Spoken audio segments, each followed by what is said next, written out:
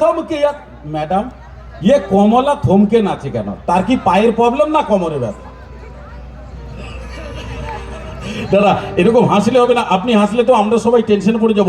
মানে ঘটনাটা হচ্ছে শুধু আমি আপনি নয়, গ্রামের কেউ বুঝতে পারছে না যে কমলা কেন থমকে নাচছে। এই জন্য ওই গানটাকে টোটাল চেঞ্জ করে দিয়েছে আমাদের গ্রামের শাশুড়িরা।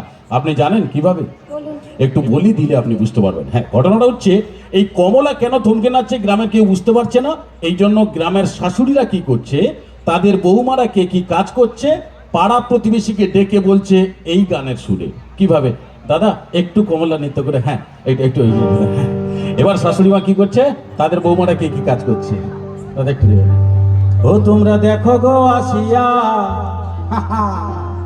আমার মেজ বউ বাটনা বাটে চৌকিতে বসিয়া। তোমরা দেখো গো আসিয়া মেজ বউ বাটনা বাটে চৌকিতে বসিয়া। তোমরা দেখো গো আসিয়া মেজ বউ বাটনা বাটে চৌকিতে বসিয়া। আর ছোট বৌমা রান্না করে থাপড়ি কি বসিয়া। আমার ছোট বৌমা রান্না করে থাপড়ি কি বসিয়া গো।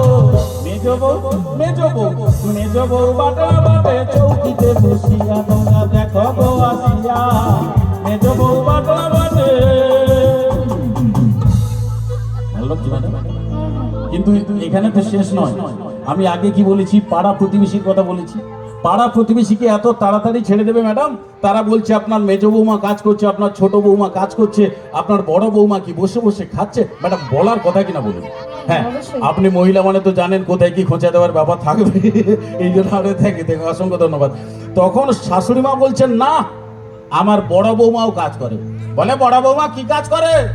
বলে বড় বৌমা ঘরের যত হাঁড়ি কুড়ি মাঝি বকিলা তাড়াতাড়ি গো। ঘরের যত হাঁড়ি কুড়ি মাঝি বকিলা তাড়াতাড়ি গো।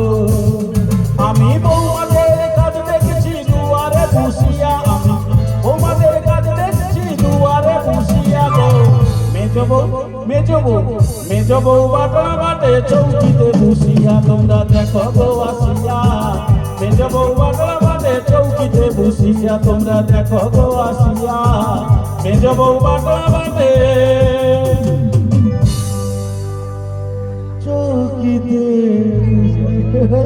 ভালো লাগলে একটু হাতের তালি। আর যে সকল বৌদি